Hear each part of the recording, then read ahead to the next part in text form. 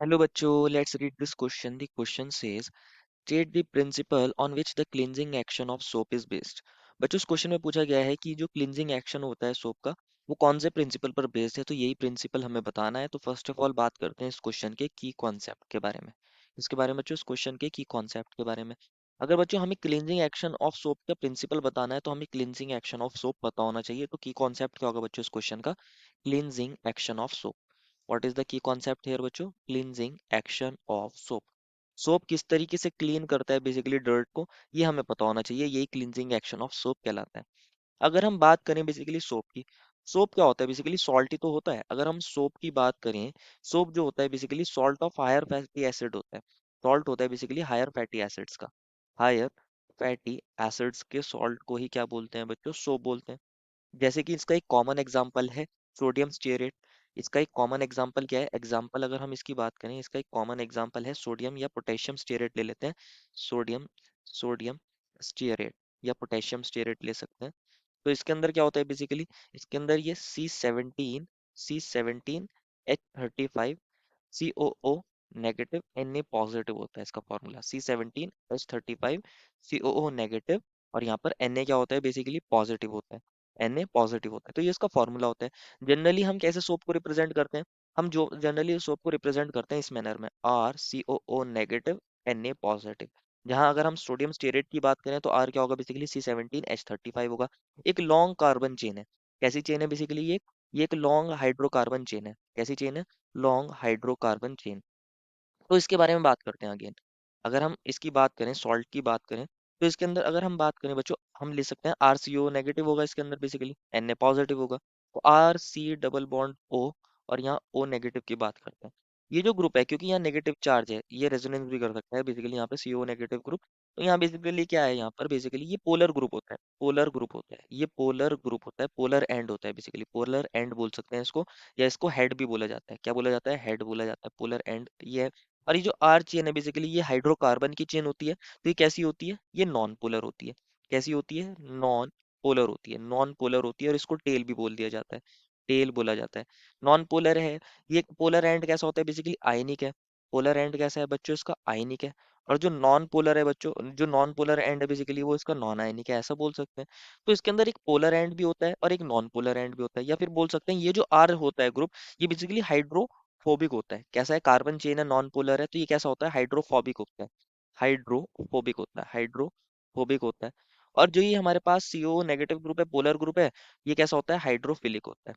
Hydrophilic होता है। ये वाटर के साथ इंटरेक्ट अच्छे से कर सकता है, क्योंकि वाटर भी पोलर, ये भी पोलर। तो ये हाइड्रोफिलिक होता है, वाटर लविंग होता है। कैसा होता है बच्चों? वाटर लविंग होता है। और जो हमारे पास आर ग्रुप है, ये कैसा है? हाइड्रोफोबिक है। दैट मीन्स ये वाटर के साथ इंटरेक्ट नहीं करता। ये कैसा है? वाटर रिपेलिंग है। वाटर रिपेलिंग होता है।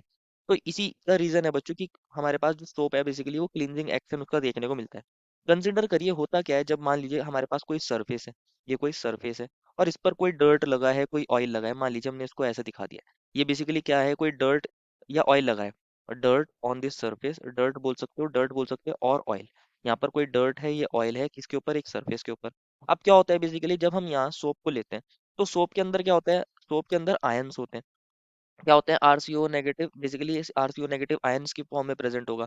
तो क्या होता है? ये जो ऑयल है या डर्ट है बेसिकली, वो क्या करता है सोप, क्योंकि उसके पास एक हाइड्रोफोबिक चेन है और एक हाइड्रोफिलिक चेन है। तो हाइड्रोफिलिक जो होता है बेसिकली, वो वाटर के साथ इंटरेक्ट करता है, और जो हाइड्रोफोबिक एंड होता है उसका, वो हमारे पास इस ऑयल या डर्ट के साथ इंटरेक्ट करता है और इसको अंदर होल्ड करता है।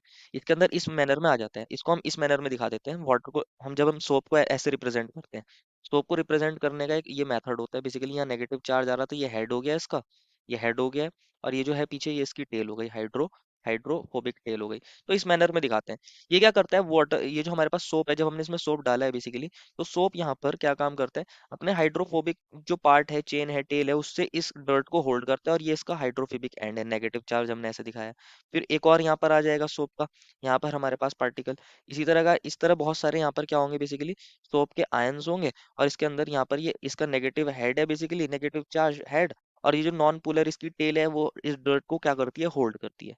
क्या करती है? डर्ट को होल्ड करती है। अब क्या होता है जब हम वाटर डालते हैं बेसिकली, जब हम वाटर इसके ऊपर डालते हैं, तो क्या होता है? ये जो डर्ट है, ये जो हमारे पास हाइड्रो, हमारे पास ये जो हाइड्रो यहाँ पर हाइड्रोफिलिक एंड होता है, ये जो इसका सोप का ये जो हाइड्रोफिलिक एंड होता है ये वाटर के साथ अच्छे से इंटरेक्ट करता है क्योंकि ये वाटर लविंग होता है। तो जब हम इसके अंदर वाटर डालते हैं, वाटर से इसको साफ करते हैं। पहले हमने सरफेस पर ऑयल देखा, फिर उसके ऊपर सोप को अप्लाई किया।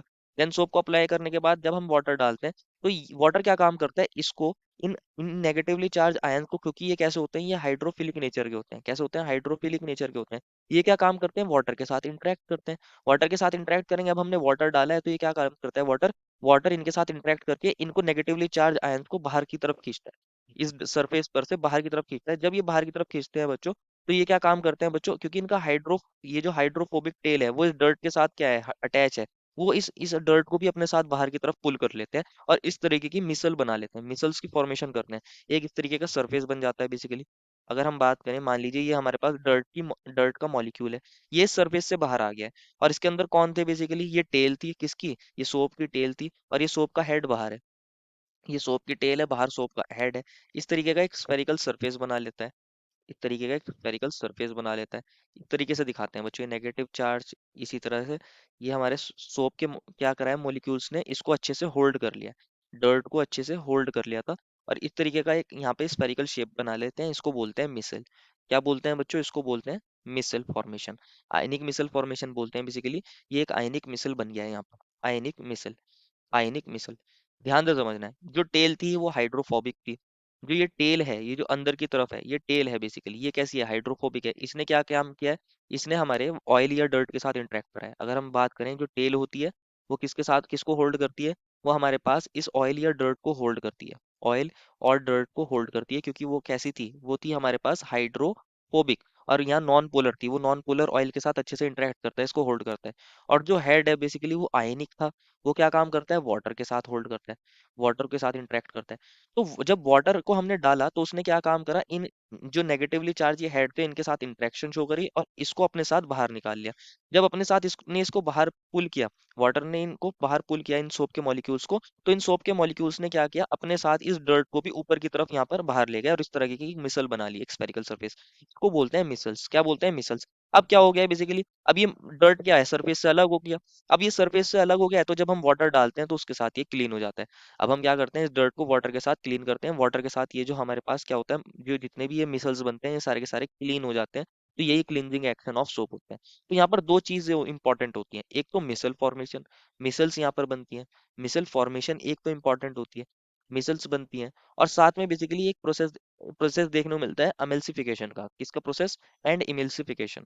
दो चीजें देखने को मिलती है, एक तो मिसल फॉर्मेशन इंपॉर्टेंट है और दूसरी एमल्सिफिकेशन इंपॉर्टेंट होता है। एमल्सिफिकेशन, एमल्सिफिकेशन का मतलब क्या है बेसिकली, एमल्सिफिकेशन होता है basically dispersion of to immiscible और पार्शियली मिसिबल लिक्विड्स। ये एमल्सिफिकेशन का प्रोसेस होता है बेसिकली, एमल्सिफिकेशन इसको बोलते हैं। क्या हो रहा है बेसिकली, ऑयल और जो वाटर है वो मिसिसिबल तो है नहीं बच्चों, इमिसिसिबल है। तो क्या होता है, यहाँ जो सोप है बेसिकली एक इन दोनों को एक दूसरे के अंदर डिस्पर्स करा रहा है, जब भी तो हमारे पास डर्ट वाटर के साथ क्या हो गया, क्लीन हो गया जब हमने सोप डाल दिया उसके अंदर। तो इसी प्रोसेस को बोलते हैं इमल्सिफिकेशन। यहाँ जो सोप है बेसिकली, जो सोप है वो एक काइंड का एमल्सिफायर है। एमएलसीफायर इन दोनों को क्या करा रहा है, इन दोनों को डिस्पर्स करा रहा है, एमएलसीफायर की तरह काम कर रहा है। ध्यान से समझना है अगेन बच्चों, क्या हो रहा था, हमारे पास जो ये सोप होता है इसके अंदर एक हाइड्रोफोबिक और एक हाइड्रोफिलिक एंड होता है। हाइड्रोफिलिक एंड जो है वाटर लविंग है, दैट मीन्स ये वाटर के साथ क्या करेगा, वाटर के साथ होल्ड करेगा, वाटर को वाटर के साथ इंटरेक्ट करेगा, वाटर को होल्ड करेगा जब हम डालेंगे। और जो ये हाइड्रोफोबिक एंड है बेसिकली ये नॉन पोलर होता है, वाटर रिपेलिंग होता है, लेकिन ये क्या होता है, डर्ट के साथ क्या करता है, होल्ड करता है, डर्ट को होल्ड करके रखेगा। डर्ट या जो हमारे पास ऑयल होगा, डर्ट ऑयल उसके साथ क्या करता है, इंटरेक्शन शो करता है, उसको अच्छे से होल्ड करता है, क्योंकि वो भी नॉन पोलर ये भी नॉन पोलर, तो ये उसके साथ इंटरेक्ट करता है। अब क्या होगा बेसिकली, जब हमने इसको डाला किसके अंदर, मान ली सरफेस पर डर्ट ऑयल लग रहा था, आपने इसके अंदर ये सोप डाल दिया, यहाँ आपने इसके ऊपर सोप अप्लाई कर दिया है, सोप अप्लाई कर दिया है। सोप अप्लाई करने से क्या होगा, यहाँ पर ये जो हाइड्रोफोबिक टेल है वो इस डर्ट के साथ क्या करती है, बेसिकली इंटरेक्ट करती हैं, इसको होल्ड कर लेती हैं। और ये जो हमारे पास नेगेटिवली चार्ज आयन है बेसिकली, क्योंकि ये हाइड्रोफिलिक है, ये बाहर की तरफ क्या होते हैं, अपने आप को बाहर की तरफ क्या करते हैं, ये सरफेस पर प्रेजेंट होते हैं। अब हमने वाटर अप्लाई करा, H2O अप्लाई करा, तो H2O क्या काम करता है बेसिकली, इनको बाहर की तरफ पुल करता है। तो यहाँ हमारे पास ये पूरा का पूरा जो डर्ट का मॉलिक्यूल था ये बाहर की तरफ आ गया। और इसके अंदर क्या है बेसिकली, ये टेल्स थी जो हमारे पास, यहाँ सोडियम स्टेरेट आयन था या जो सोप था उसके अंदर जो मॉलिक्यूल्स थे उनकी जो टेल्स हैं वो इसके अंदर है। और बाहर की तरफ क्या है, नेगेटिवली चार्ज आयंस आ गए हैं। तो इसको बोलते हैं मिसल, इसको बोलते हैं मिसल, यहाँ मिसल बनता है। अब क्या है, ये जो नेगेटिवली चार्ज आयन है, अब आप यहाँ वाटर डालोगे, वाटर क्या काम करेगा, इनके साथ इंटरेक्ट करेगा और इनको बाहर की तरफ अपने साथ इनको क्लीन करके ले जाएगा। तो यहाँ पर एक तरह से क्या हो रहा है, सोप ने इमल्सिफायर की तरह काम किया है। हमारे पास जो दो इमिसिबल लिक्विड है या फिर बोल सकते हैं ऑयल और वाटर है, इनको क्या किया है, डिस्पर्स करने का काम किया है। इसी को बोलते हैं क्लींजिंग एक्शन ऑफ सोप। और जो क्लींजिंग एक्शन ऑफ सोप होता है, बेसिकली अगर हम इसके प्रिंसिपल की बात करें तो ये दो चीजों पर बेस्ड है। ये दो चीजों पर बेस्ड होता है। एक तो यहाँ मिसल फॉर्मेशन होनी बहुत जरूरी है, मिसल्स बननी जरूरी है। अगर मिसल्स बनेंगी तो वो क्या काम करती हैं, बेसिकली मिसल्स के अंदर हमारे पास वो डर्ट को होल्ड करती हैं, और मिसल्स क्या होती हैं, वाटर के साथ क्लीन हो जाती हैं, क्योंकि वाटर के साथ भी इंटरेक्ट करता है उनका नेगेटिवली चार्ज हेड। और साथ में क्या होता है, इमल्सिफिकेशन का प्रोसेस देखने को मिलता है। इमल्सिफिकेशन, ये इन दोनों चीजों पर बेस्ड है। इमल्सिफिकेशन एंड मिसल फॉर्मेशन, यही इसका प्रिंसिपल होता है। This is the final answer. I hope you understood it well and best of luck.